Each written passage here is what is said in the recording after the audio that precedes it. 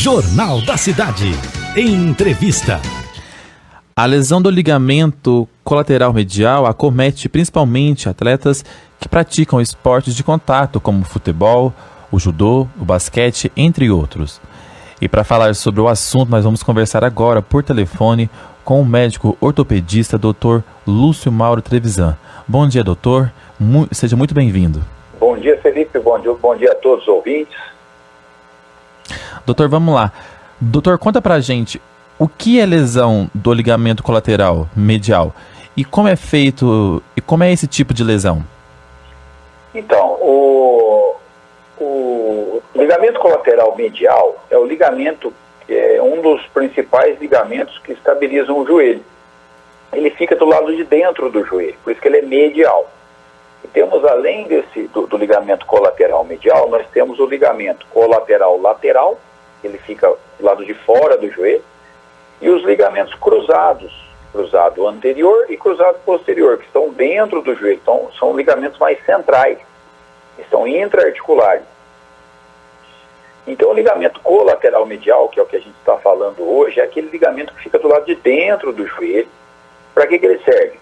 Para não deixar o nosso joelho abrir, para não ficar abrindo em válvula, que a gente fala. Quando a gente força o joelho para fora, ele segura para que o joelho não saia do lugar. Então, os atletas, geralmente os atletas, ou mesmo até a pessoa que está andando na rua, às vezes sofre um entorse, e esse ligamento é muito acometido nesses entorses, né? Aquela dor do lado de dentro do joelho, que incomoda, fica queimando, você vai dirigir, né, tá com o joelho dobrado, dói, a hora que você vai mexer o joelho, vai levantar de uma cadeira, você tem aquela dor do lado de dentro do joelho após sofrer um entorse. Então, aquele que é o ligamento que acaba incomodando bastante quando ele tem essa lesão.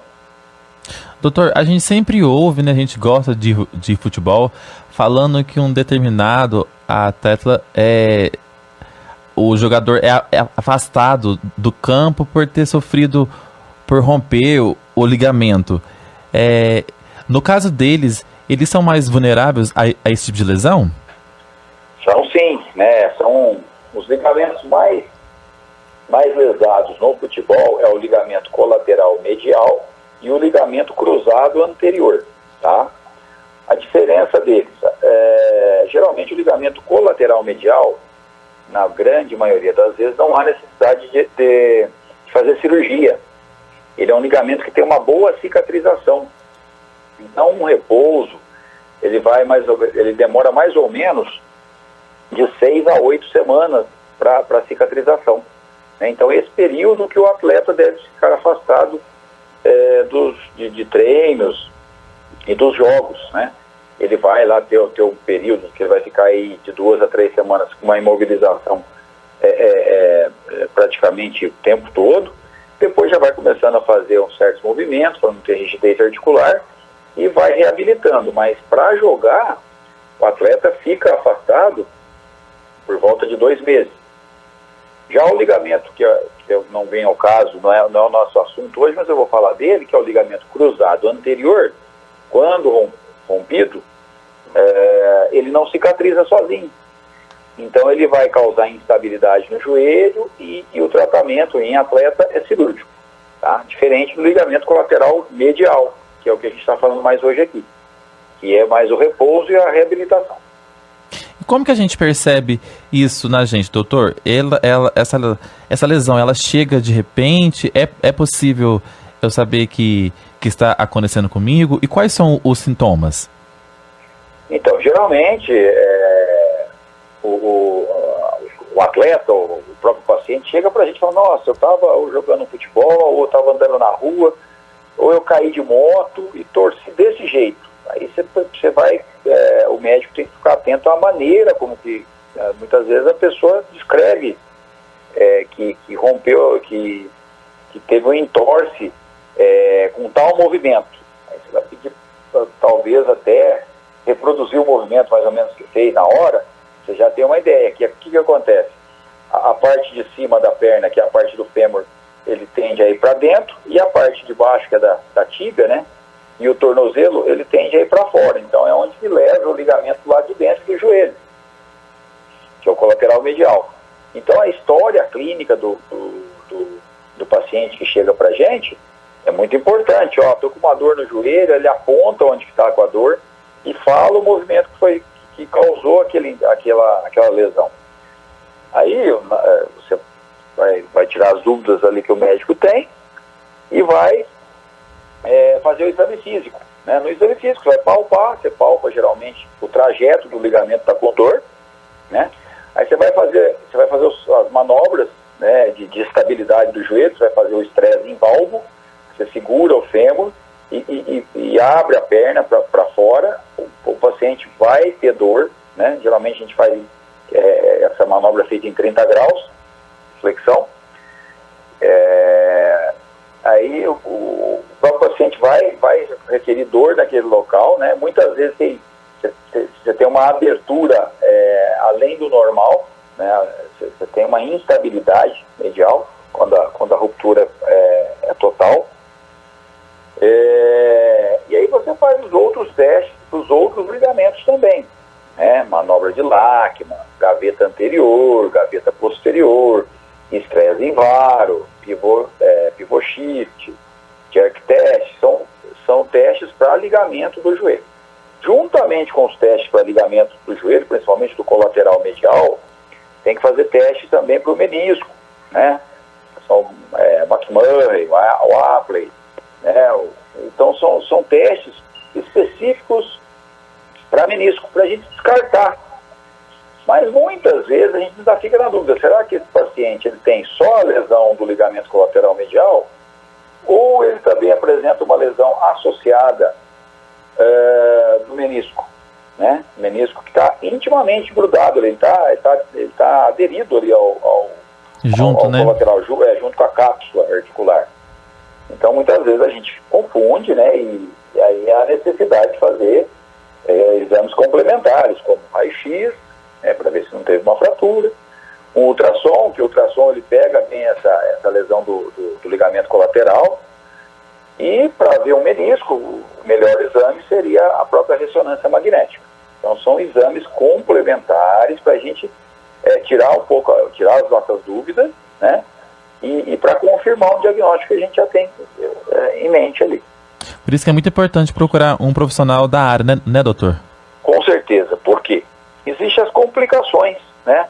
Esse ligamento, apesar de não ser, na maioria das vezes, cirúrgico, não há necessidade de operar para sua cicatrização, ele pode, se você não faz um tratamento correto, ele pode evoluir com uma dor crônica, né? Uma dor que persiste por 6 meses, 1 ano.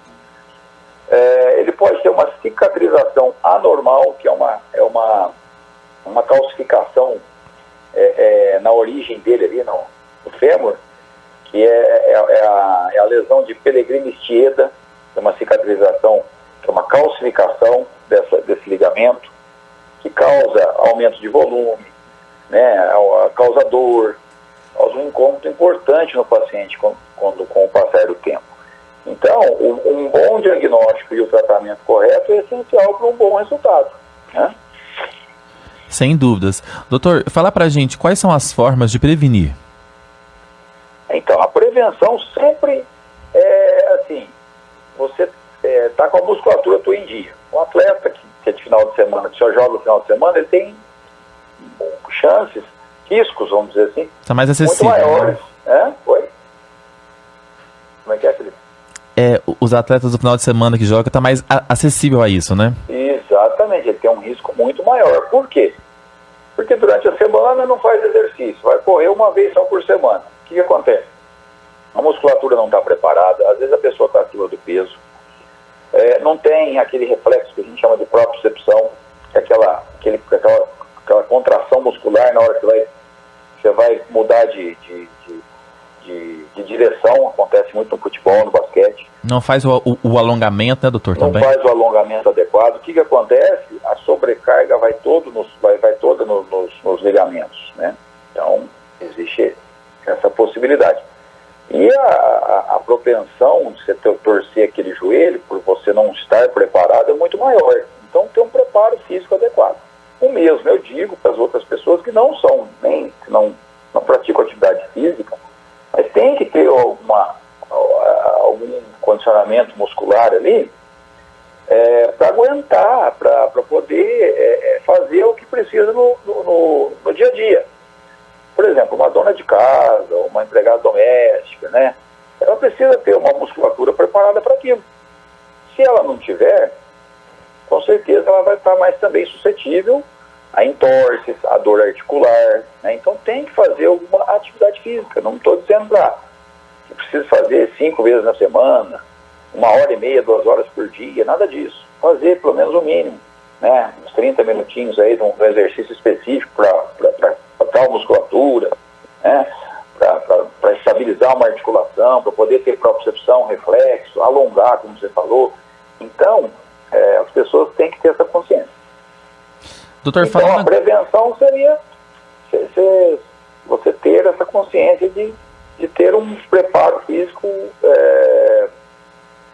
mínimo, né? Controlar o peso, né? Para quem tem tendência a engordar, isso é importante. O peso também interfere, doutor? Olha, o peso, ele sempre interfere nesses casos, né? Por quê?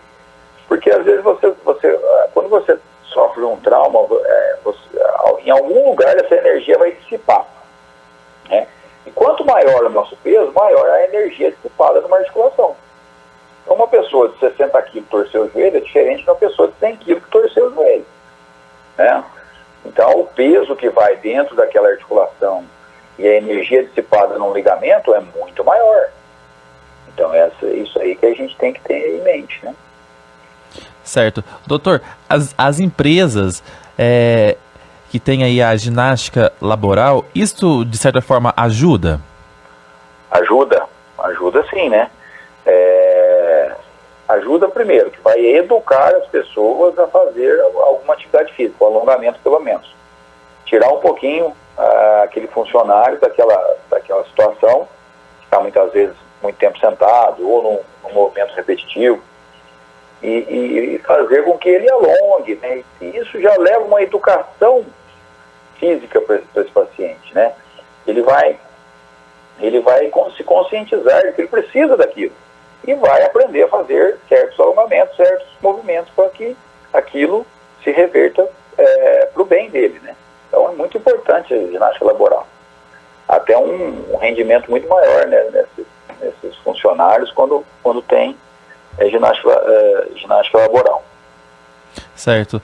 E é importante também aquelas pausas, doutor, durante o trabalho para se alongar? Sim, com certeza, né? Pessoa que está muito tempo no computador, sentado, tem que dar aquela esticada, aquela alongada, né? Aí um pouco daquele ambiente, né? Coisa aí de 2, 3, 5 minutos para dar aquela esticada. É importante a cada 2 horas, né? Pelo menos para dar uma mais parecida, vamos dizer assim, né? Uhum. E isso é muito importante, sim, com certeza, essas pausas. Certo. Doutor, e quando surge o problema, como que é feito o diagnóstico? Então, o diagnóstico, eu até comentei o exame físico, né? As radiografias, o ultrassom e até a ressonância. Feito o diagnóstico. Essa lesão, quando aguda, principalmente quando faz pouco tempo, ela dói, incomoda bastante. Então o paciente tem que, na fase assim, aguda, acabou de torcer, bolsa de gelo, né, repouso com aquela articulação, procurar não ficar pisando muito com aquele membro, né, dar um repouso, né, é um método de proteção, né. A bolsa de gelo é muito importante, a elevação do membro.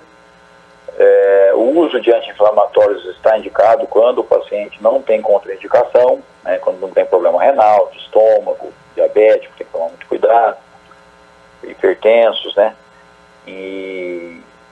Então, entrar com uma medicação para tirar a dor, no caso na fase aguda, a gente usa muito anti-inflamatório, quando indicado. Analgésico, pode ser um analgésico mais simples, um dipirona, um paracetamol, né?